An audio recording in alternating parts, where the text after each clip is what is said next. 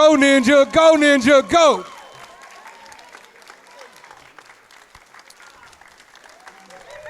Woo!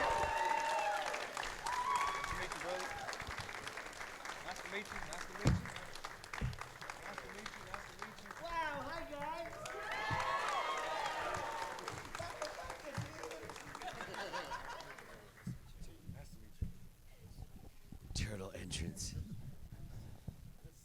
Oh, sweet mystery of life, I finally found you. Oh, wrong show. Wait a minute. No, Hey, just kidding.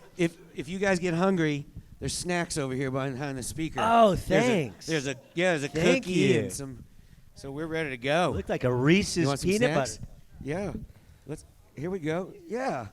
Here you go, Ern. You're a good boy. Yeah. Hold on a sec. Hey, here's some trail mix with some M&Ms. That's good protein.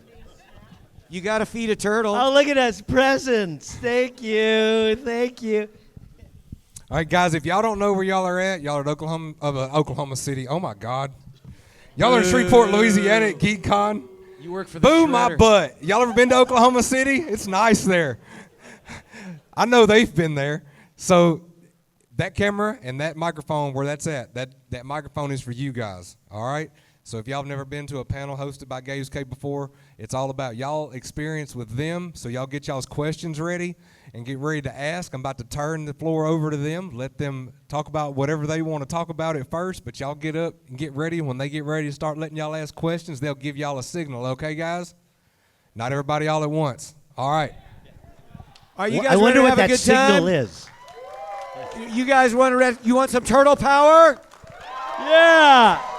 Let me tell you about my friends here real quick. I have seated next to me the lovingest, funniest turtle guy around. You could tell by looking at that visage, he's pure comedy. You might know him as Cousin Oliver. You might know him as Dusty from Doc McStuffins, Stuffy from Doc McStuffins, and Joji Amikichi. I'm not saying it right. Naruto. Ladies and gentlemen, Michelangelo Robbie Wrist. I'm sorry, Ken, but it's just that it happened now twice in a row in the same sentence. So it's Choji Akamichi in the show Naruto. It's Haro. no Naruto. There's no Naruto from now on. All right, just so it's clear. Now I would like to take this opportunity to introduce to you this guy.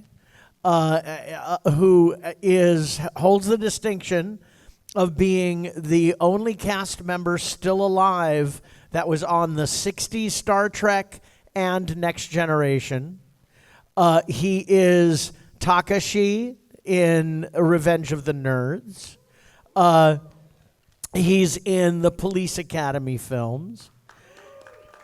I would say on a dais that has each person has a fairly formidable IMDb page, I would say the most formidable page belongs to this gentleman right here, Brian Tochi. Oh, wow. Thank you, Robbie Wrist. A couple corrections. I am not the only one that's living from. I'm one of 3 people who are living who did an original Star Trek and come back to do another in the series. We've learned this recently. I'll We remember- thought you were the only one for a while, and then we've learned. I'll remember there that are for others. I'll remember that for next panel. Yeah, there's Diane Muldaur. She's 87, 88 years old. And there's Ron Howard's brother, Clint, and myself. And so, yes. There you go. He was here 2 years ago. Hey, Clint, in the past. And then, and another thing, he says Takashi, it's actually Toshiro Takashi. Yeah, so with all your proper Toshiro pronunciation Takashi. of Japanese Naruto. names. Naruto, though, is next, right. For next con, I'll have it. All Yeah, right? there you go. Anyway, and to my left, I have the distinct honor of, he is truly an icon since he was a child. I mean, he is known throughout the world as the martial arts king. Go, as Robbie says, the martial Prodigy. arts cutie. Yeah, the prince I of mean, martial arts. This guy is, honestly, he's what everybody has looked up to. As far as martial arts, he happens to be not only Donatello in the suit in the Teenage Mutant Ninja Turtle movies, but he's also Kino the Pizza Boy. I'm so honored, and he's his resume as well as his movies, his things. I mean, he's like Last Dragon. Last You guys know Dragon. that movie? Yeah. Remember Last Dragon? You guys know Red Sonja? Yeah, Oh, Red I'm Sonja. fairly sure because of that movie, he has seen Brigitte Nielsen in her underwear. oh, ladies and gentlemen, Ernie Reyes Jr. And sitting at the end of the table, you might know that sharp, handsome visage from his many appearances recently on The Penguin. You might know him from the television show Lost. He's the voice on G.I. Joe of Quick Kick. And knowing is half the battle. But sitting here at this table, he is the most loathsome man on earth. He's got a sharp dressing kind of guy, though. He is Francois Chow, the Shredder. Boo, the Shredder. Boo. So we travel all over together. We enjoy being together. We love going to cons and spreading turtle love and stories. And to sit here and do it with you guys and have everybody sitting here, this is some of the most fun for us at the cons, is when we really get a chance to tell stories and interact and all that together with everybody. So thank you guys for being here and allowing us to be here with you. Give yourselves a hand.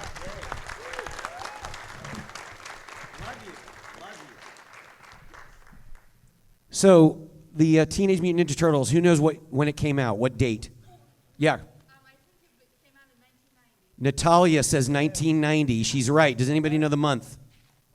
March. What about the day? Nope. Came out March 30th.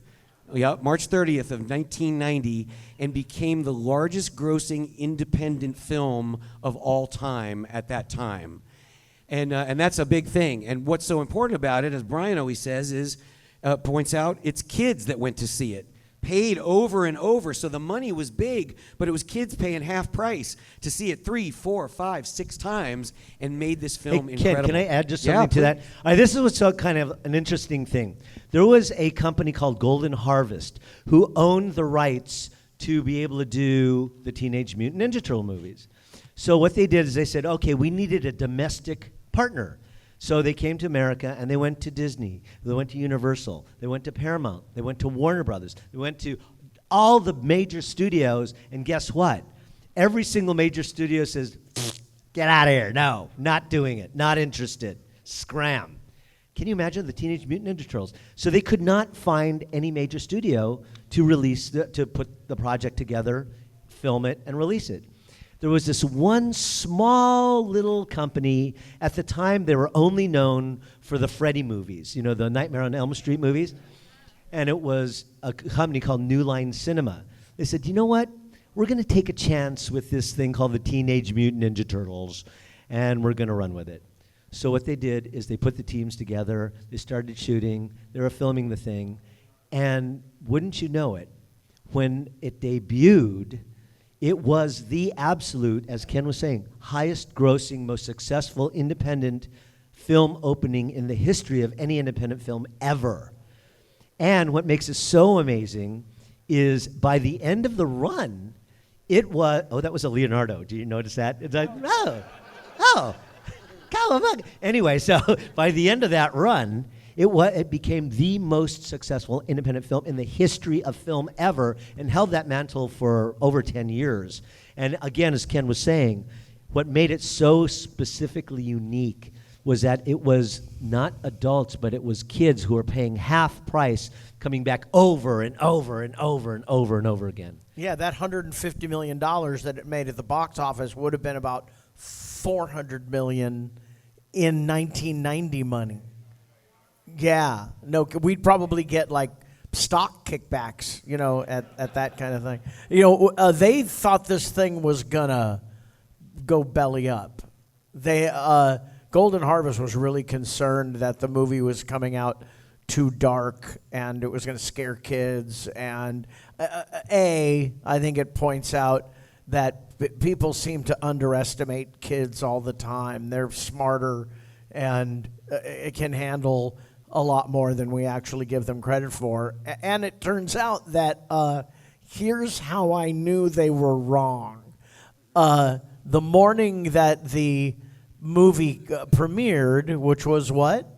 March 30th, 1990. Oh, it was March 30th, 1990. And I had heard when I was doing my work that they were all concerned that people weren't going to go see it. So I was going to get up and I was going to go to the movie theater and both, sate my ego by sitting in what I thought was going to be an empty movie theater and watch myself doing this voice thing on this big thing. So I go to the movie theater and it's 10:30 in the morning. And I'm like, God, I would like a ticket to see the Teenage Mutant Ninja Turtles. And they're like, we're sold out.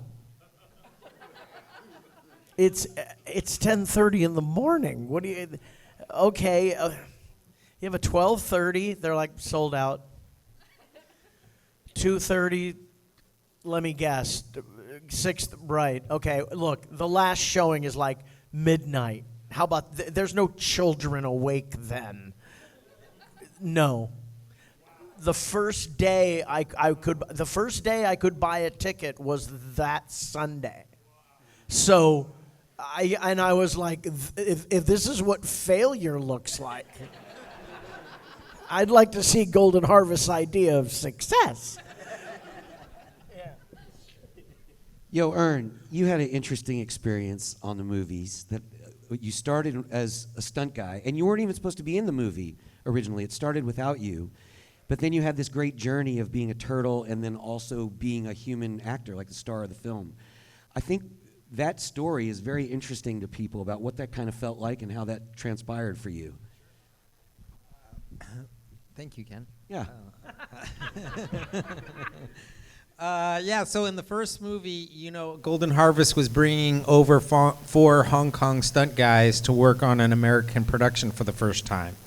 And at that time, in terms of martial arts movies and some stunts, the Hong Kong guys were looked at as like they were kind of setting the bar in terms of like what martial arts, movies were like. And Golden Harvest was responsible for Bruce Lee and Jackie Chan and Jet Li.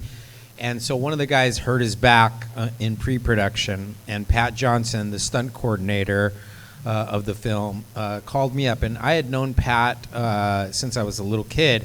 He used to judge my forms competitions when I would travel every weekend all across the country competing. And actually, my first brush with Hollywood was Pat Johnson was also the stunt coordinator and choreographer for the original Karate Kid. And so Pat had called my dad up and said, what? Oh, yeah, wax on, wax off, yes. Yeah. So Pat called my dad and said, hey, just like the martial arts tournaments, when you win your division at nighttime, we come back and you have your grand championship.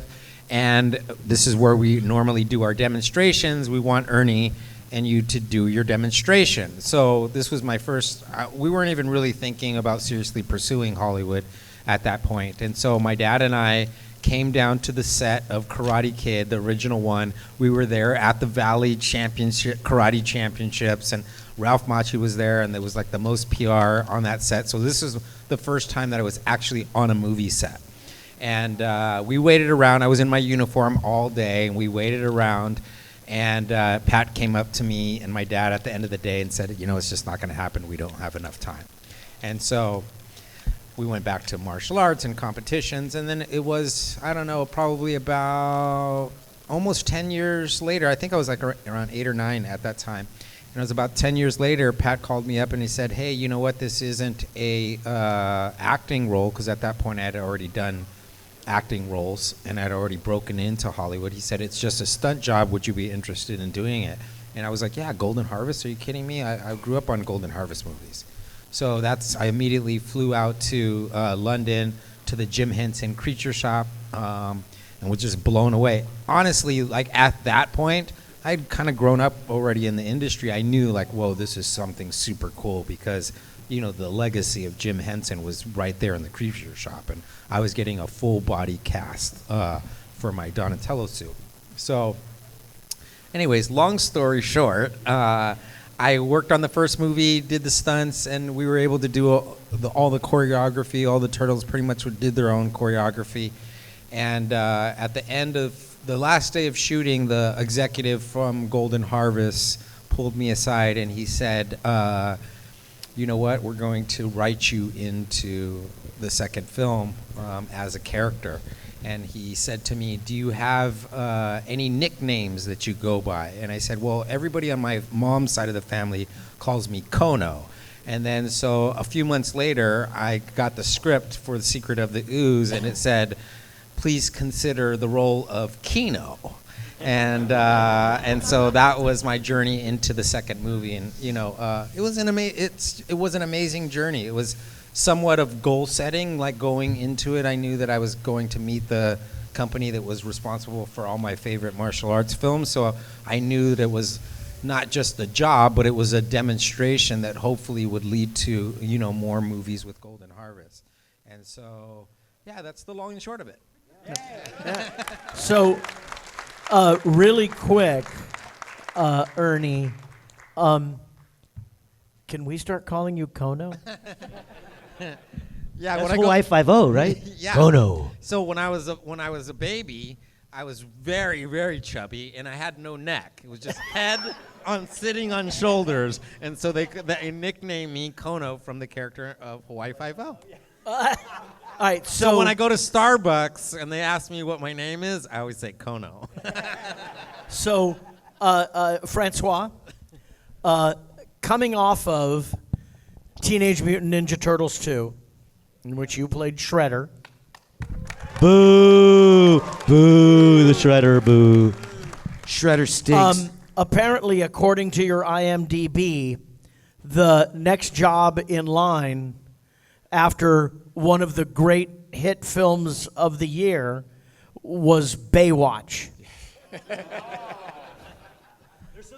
It's because he looks good in a bathing suit. Yeah, exactly. That was the original Baywatch too. I think I didn't have to be in a swimsuit, thank God. I think I was a sea monster chasing scientist or something. I was like. It turned out to the sea monster turned out to be me because I think I was a fake guy. I think it's a testament, though, to your journeyman time in entertainment that you do leap around from Turtle Movie, Baywatch, G.I. Joe. You're now in the Penguin. You're one of those guys where you could be watching a thing and you go, "Oh my God, that guy is in this." Yes, that's it. That's me. I'm in that club, which I'm very proud to be in that club and very lucky. Because yeah, like you say, it's last whatever. You're watching TV, you're watching a film or something, and you go, "Oh, that guy. Yeah. I know that guy. I don't know what his name or who he is, but I know that guy. I seen him in something." So yeah, I get that a lot. I'm walking around the grocery store or something, and hey, do I know you? Did we go to school together? I said, maybe. I don't know. Does it? Oh, I'm sorry. No, go ahead. Go ahead.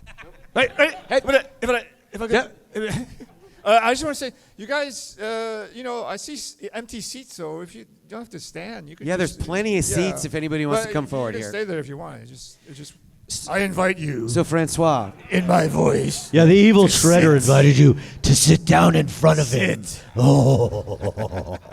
So Francois, based on the fact that you're wearing the ninpo, all the samurai-esque kind of things in Ninja Turtles, has anybody ever recognized you as the Shredder, seen your eyes and been like, "You're the Shredder"? Oh yeah. Oh no. Especially mostly kids. I was doing right after Ninja Turtles. I think maybe a year or so later, I was working on some TV show, and there were a couple couple of child actors on it. I think one of them was one of the Savages, Ben or Fred. Ben, I think. So he and this little girl run up to me and say, "Oh man, you're the Shredder." I said, What? I said, yeah, you're the Shredder, right? I said, yeah. How do you know me? How do you recognize me? Oh, no. We know it's you. We looked in your eyes and we know it's you. That was a little scary. Yeah. That's how great an actor he is. With his eyes alone, he embodied the entire character. Yes. Amazing. I mean, that's kind of the story of actors. I mean, actors do different things. We go from this thing to this thing and back to this thing, and then we do that thing. All right, you've done a lot of things. You've done voiceover, you've done on-camera work, you've done all kinds of stuff. You were the voice of Liu Kang in Mortal Kombat, correct? How about that? Thank you. And how much voiceover work, and besides Liu Kang, what else had you kind of done that was of note right before you became Leonardo, and how did you transition? How did that happen?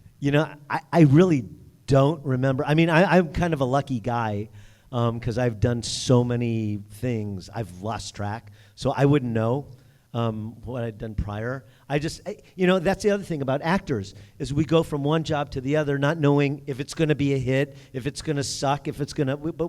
I think what we just witnessed was Brian's ego in action. I think what Brian really just said was, well, Ken, I've done so much work that why would I know a small detail like when I made the transition? I made the transition? And so, thank you for that, Robbie. Yeah. But this is coming from an American icon, Robbie Rist, cousin Oliver in the Brady Bunch. That's actually kind of high praise from anything coming from an American icon. So, yeah. Don't you understand? Hello. I understand. Don't you understand, Brian, that yes, this one TV show, there are some people that know that I was like on the entire world. But like billions and billions and billions of people. But the thing is, I could say, hey, Brian, I'm going to call a cousin Oliver, and you can go, yeah, well, I can call 2 Star Treks. What about you? And I'll be like, well, I'm on the crappy Battlestar Galactica. Yes. Galactica 1980. I did Space Academy, if you're talking space issues. Space Academy. Space Academy. So let's argue who had the least quality science fiction show of all. Yeah, and we're on a panel with Francois on one of the best ones. So we're in, So there's a lot of firepower up here, Anybody see Sidekicks with Ernie Reyes Jr.? Yeah. And Iconic. I can say Ernie, I'll call a cousin Oliver, and Ernie can go, I can call you a Brigitte Nielsen's underwear. Just as Brian was saying that, as actors, we do go from one job to another, and once we finish a job, it's like, whatever, right? So I've never met these guys before in my life until now, because I finished Ninja Turtles. When we were doing Ninja Turtles, I didn't even know who these guys were. We never socialized or anything. Yeah, boo the Shredder. Yeah, so, and of course, there were turtles, so I don't,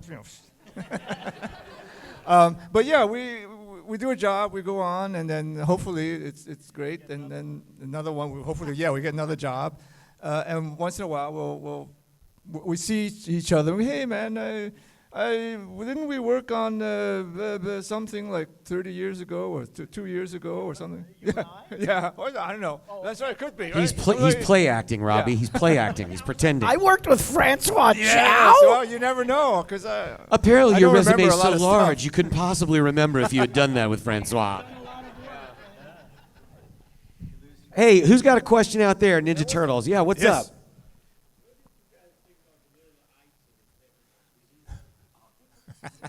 What did you think of Vanilla Ice in the second one?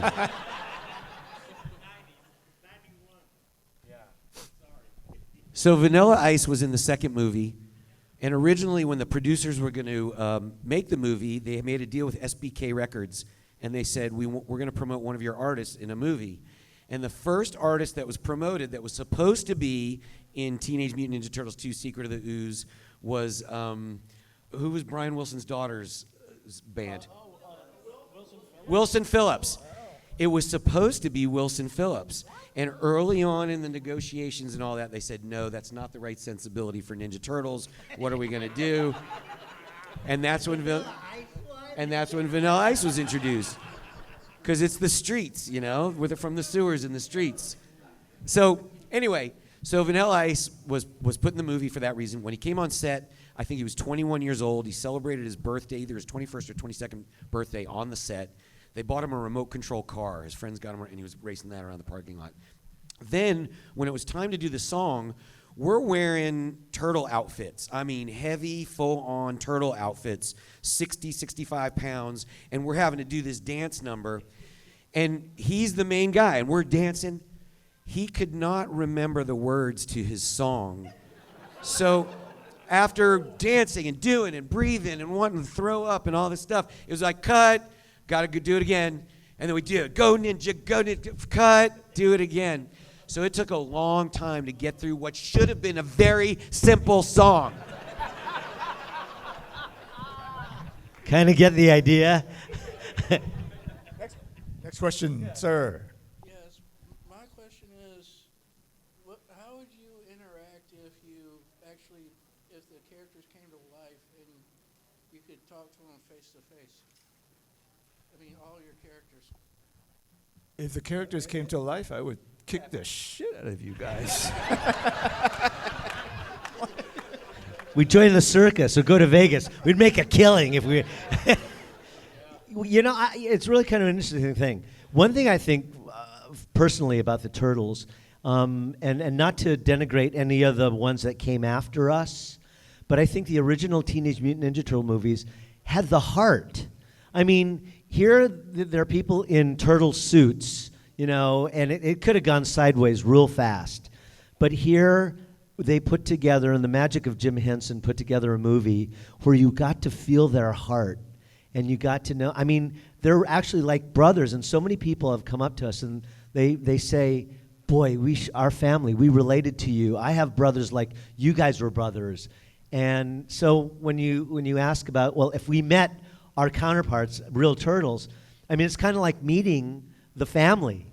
You know, the thing is that their turtles loved each other. They loved April O'Neil. They loved their master Splinter. And that's what really kind of separated us, I think, from all the others. We love you too, by the way.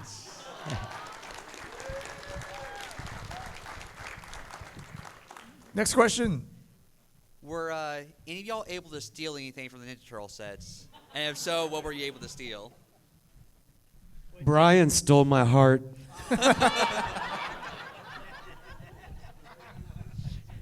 Yeah, it's funny. People have said, by the way, you know, those Ninja Turtle suits, you know, some of them on sale, little pieces, and those Ninja Turtle suits are like long gone.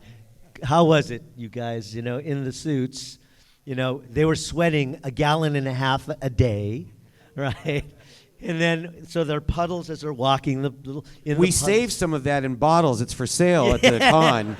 So it's called Turtle Juice. Actually, at one of these panels, I learned of this great visual thing that you brought up, Ken, where at the end of a day of wearing a Nerf football for an outfit and having it just drenched in water, you could take off the feet of the turtle costume, and I believe the term you used was you could pour turtle juice out of it. Like you could fill a vessel with like what they were. Yeah, there was 2 suits for each character, and one suit was always drying. Yeah, they built a special room for it. I walked away with a pair of turtle hands, and I put them in a shoebox, and I put them in the closet, and I went back a year later to look at them, and they turned into a pile of yellow dust. And just to sit. So all the original Henson suits are just gone. There's one out there that people see on the internet. It looks like a zombie. That's from the 3rd movie that somebody kind of saved. But the Henson ones are long gone. Yeah. I got a question for Francois Chow. You know, I've seen you in so many different things. What is it? I just looked at your IMDb. I didn't realize that you were in an episode of Chuck. But no, I know you mainly from The Tick, which is one of my favorite series. Yes, of all The time. Tick. And I just want to ask you, how was it like working on The Tick, before it got unjustly canceled? Thank you so much for that. I don't want to make you all mad, but The Tick is, in my 40-plus years of doing this, my favorite thing to have ever done. Next to The Shredder, of course.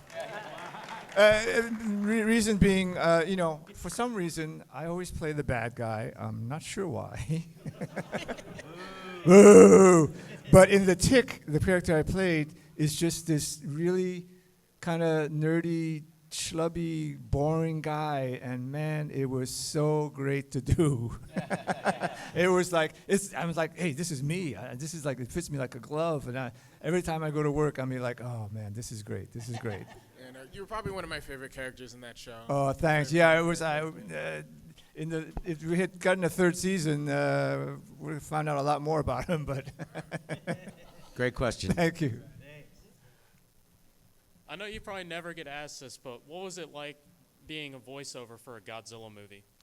Oh, yeah, that's it. There's some stuff that I've done that people will come up and say, "Oh man, Godzilla." I was like, "Oh yeah."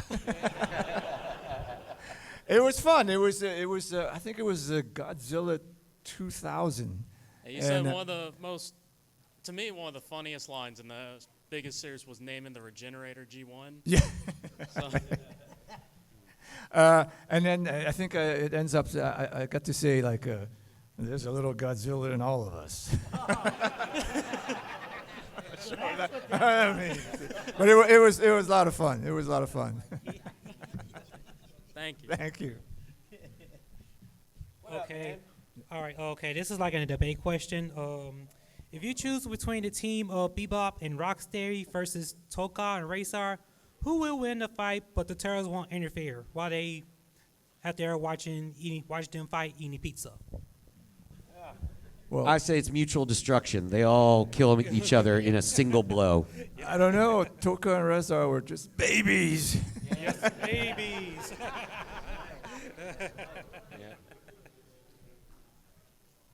What's up, man? Hey. Hey.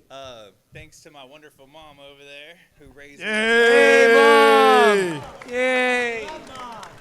I was raised with all the old movies as they came out on VHS, as well as all the graphic novels I could get, and like my bedroom had a bunch of turtle stuff in it. But I realized through life, the third movie gets downed a good bit. I mean, for relative reasons. But I wanted to know each one of y'all's. I know not all of you participated in it, but what was your favorite part of the third turtle movie? No, it's my favorite. Okay, first off, Kevin Eastman, it's his second favorite of the three. Okay. 3 is actually his second favorite. I know. And 2 is his third favorite. So that said, 3 is my favorite. Mostly because I don't think I'm, denigrating anyone's work here, but the suits were kind of crap. And they looked fine to me, but they didn't work very well. Yeah, I noticed there's a lot. Yeah, there were a lot of technical issues. So in every shot, you want to get one with as little technical issue as possible. And these suits apparently, there were a lot of technical issues. So in the middle of a scene of a shot they'd get that they're like, that's a good one. They noticed later that one of the mouths of another turtle was going, or whatever. And so there was a lot of, while we were doing it, the director, who was managing the session, was like going, can you fix that? So about a third of the movie was written by the actors. And so because of that, there's a few things in there that I'm like, I'm pretty proud of that one. That's kind of funny. Yeah, so 3 is actually my favorite. By that time, we got to know the characters, so we were able to improvise that kind of stuff. Yeah. And not shut up. Well, the mouths kept going. There was so much mouth failure on the Turtles on that movie that these guys had to make up so many lines and fill it up that throughout the movie, the Turtles never shut up. They just talked constantly the whole time. Kind of like Raphael.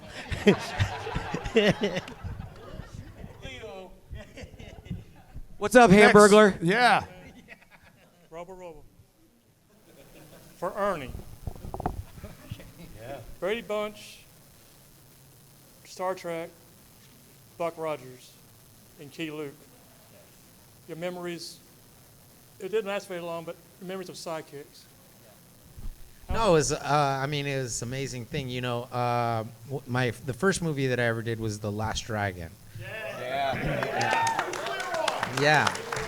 And so that was a Motown production, right? Berry Gordy, founder of Motown, Jackson 5, Diana Ross, Supremes, on and on and on and on.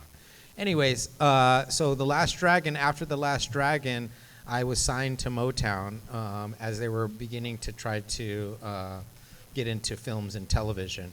And so they wanted to develop a television series for me, and they needed to have a production partner that would actually allow them to get a network television deal. And so they teamed up with Disney. And so The Last Electric Night was a Disney Sunday night movie, and it was served as the pilot for Sidekicks.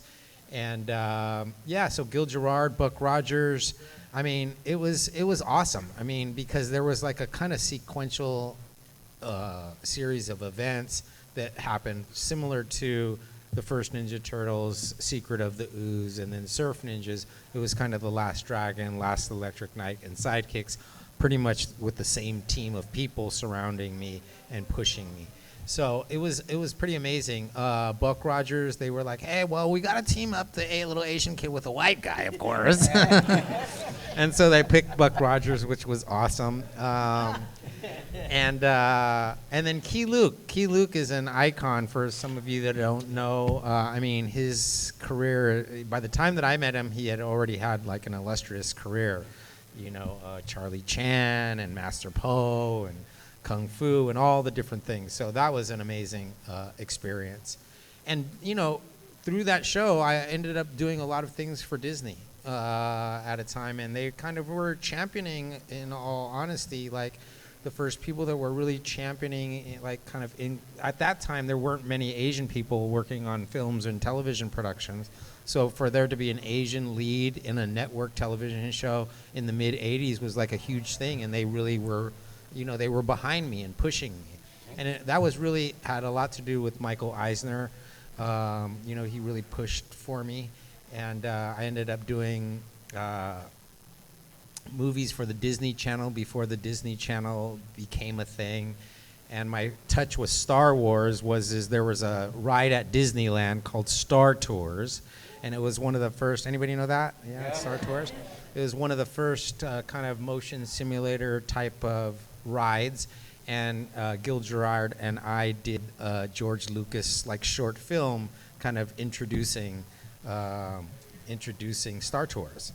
So, you know, Sidekicks is like a special moment in time for me. I got to work with my dad, choreographing, you know, fight scenes, and I was a star of my own TV show, like at a time period that, you know, those kinds of things didn't happen. So. All right. So if... Is your name Jonathan? Yes, my name is Jonathan. If the Turtles or y'all would be in a pizza eating contest, who would be the winner of the contest? The actors or the turtle? Hands down. Hands down, Ken Scott. Ken Scott has a pizza tattooed to his leg right here. Yes. And when we go to different towns, he will scope out the best pizza places in the cities we go visit, and we all take a trek to Ken's pick of pizza places in the towns we go to. Now, that's for the actor, but what about the Ninja Turtle itself? Which Ninja Turtle would be able to eat the most pizza? Okay, all right. Being the fattest turtle.